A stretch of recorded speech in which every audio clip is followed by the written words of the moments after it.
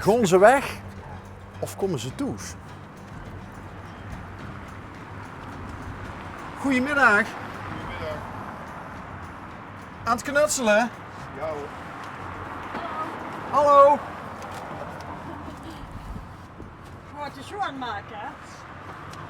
Zit je net terug? Niet net, maar wel pas. Oké. Oh, staat hier de deur ook open? Mogen we even een preutje komen maken? Ja, dat mag wel. Ja? Maar het ziet er alleen niet neer doet nu. Waar zit je geweest? Naar Spanje. Even lekker naar Spanje, even dat tussendoor geweest. En wat betekent in dit geval even? 2 muntjes. Oh, heerlijk. Ja, we zijn met pensioen net en jij dat, dan kan ik weg. Oh, fantastisch. Ja. En ziet je mensen die dan lang op één plek blijven? Of ziet je Nee, wel- we zijn rondreizers. We gaan niet maximum dagen of 3, 4 op één plek blijven. Hoeveel van Spanje heb je gecoverd in die 2 maanden? Nou, we zijn helemaal rondgereisd, dus van oost zo rond in het zuiden, maar niet helemaal aan het strand. Ze waren even geweest. En toen zo terug naar Sevilla en dan zo richting Portugal. En toen zo van Portugal uit Noord-Spanje en over Bretagne, Normandië weer terug. Goh, ja. Oh. En hoe dik ziet je op aard per jaar? Nou, we zijn sowieso gaan we ieder jaar naar Scandinavië. Nou, mijn kleinkindjes die wonen daar. Oh, in Noorwegen, Nee, in Zweden. in Zweden. Ja, dus dan gaan we daar lekker heen. En dan kunnen we ook in de tuin staan bij de zoon. En dan gaan we gaan we weer het rondreizen en tussendoor weer eens naar meer. Het is toch mijn kleinkindjes zijn, hè? Jazeker. Wie oud zijn die? 6 en 7 hoor. 6 en 7. Ja, Jongen, meetje? jongens. Jongens. Oké. 2 jongens, ja. En die spreken natuurlijk al vloeiend Zweeds. Die spreken alleen Zweeds. Die spreken geen Nederlands. Oh, is de zoon met een Zweedse getrouwd? Nee, die heeft samen gewoon met Zweeds. hè. Oké. Dus, maar hij wil er niet meer weg, hij blijft er wonen. En hij spreekt inmiddels ook... Hij spreekt vloeiend Zweeds.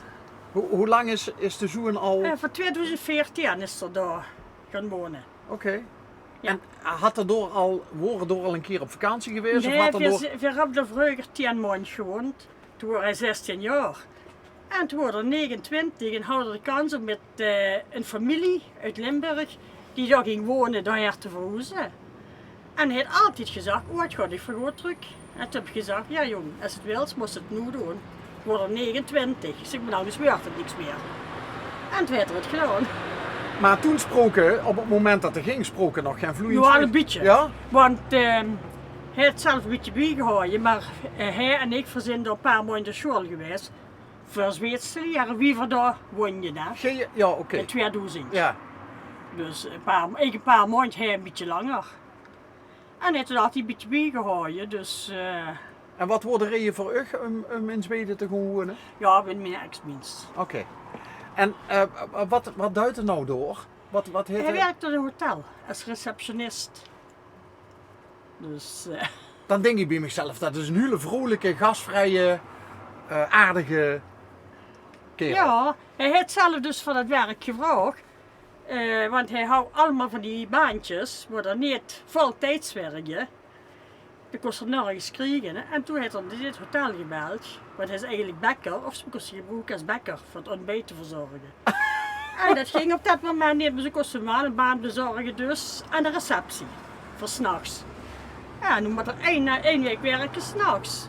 Van 's avonds 6:30 tot morgens 7:30 en dan heeft er een heel week vrij. En dan weer een heel week werken 's nachts en dan weer een heel week vrij. En dat toch zo volle uren. En wie duidt dat met de kindjes dan? Dan zijn de kindjes bij zijn ex. Oké. Dat hebben ze goed verdeeld. Ja, hebben ze goed verdeeld. Ja. Wat vind jij van Zweden als je dat vergelijkt met Nederland? Mijn land. Ja? Mijn land.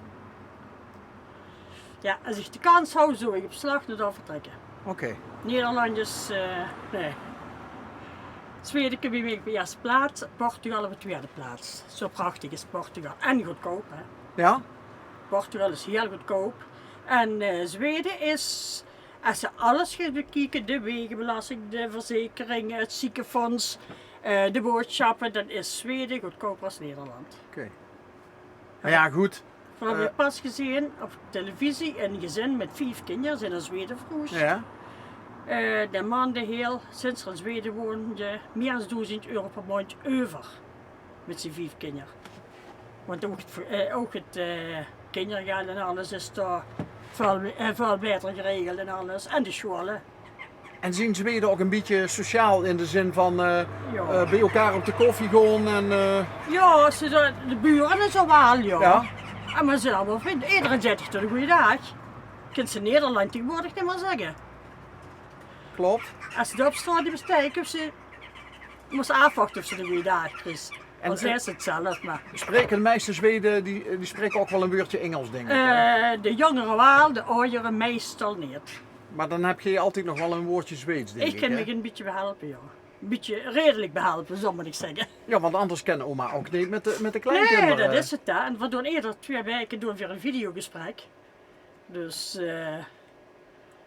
dat vinden ze geweldig, ja. Ja. Heb je nog meer kleinkinderen? Nee, ik ga hier in Nederland, de zoon is pas gestorven. En die had geen kinderen, helaas. Oh, wat heftig. Ja, die is in oktober gestorven. En dan ben ik in september nog met een Zweden geweest. Zijn laatste wens. Oh. En hoe was het? Een beetje, Hij samen met hun bij zijn eigen broertje of broer op Het bezoek te was gaan? heel mooi. Maar ook heftig, want hij stond ziekenhuis terechtgekomen ook weer. Dus, maar het was zijn laatste wens om daarheen te gaan. Dus... En was hij de oudste van de twee? Hij was de oudste, ja. Hij was 47. En de andere is 40, die van in Zweden woont. Worden ze close, de broertjes? Ja, Ja? best wel, want die deed ook videogesprekken en zo. Hè. Maar die van in Zweden woont, ja, die was 8 jaar niet meer in Nederland geweest.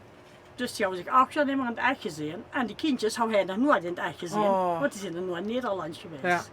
Ja. En nu zijn we daarheen geweest, dus hij heeft ze leren kennen en alles. En dat was die laatste wens. Die we waar kunnen maken. Ja. Heb je- Samen met zijn vriendin dan. Hè. Oké. Heb je er vrede mee? Ja, Ja? hij hoeft niet meer te liegen. Ja. Daar Ja. denk ik over, want hij had darmkanker.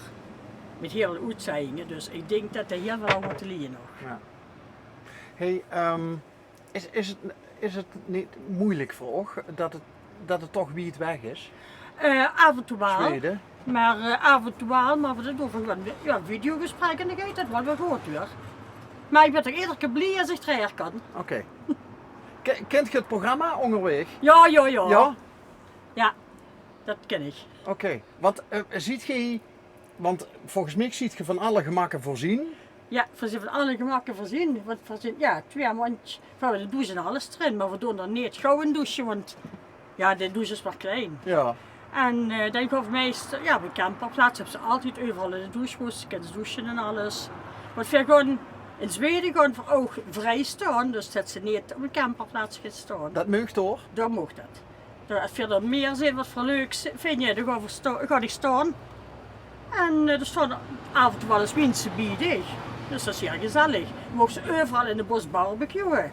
Wat in Nederland ook niet mogelijk is. En hoe is het met de muggen door? Dat ligt eruit. Vorig jaar heel weinig, vond ik. Maar we hebben perfect spul ervoor. Oh ja? Je kunt ze wel in Zweden kopen. Een apparaatje, dat liggen we gewoon hier in de opening en die komen niet binnen. En dat verboden zitten liggen van op tafel, die komen niet binnen. En dat werkt serieus? Ja, thermosal heet het. Oké. Ja. Oh, dan ben ik eens benieuwd. Hey, wie is bij jou de kok? Ik, Oké. En kind je door mij, want het zien 2 pitjes? 2 pitjes in. Ja, dat is goed. Ja? Ja. Ik maak meestal 1 pans maaltijden.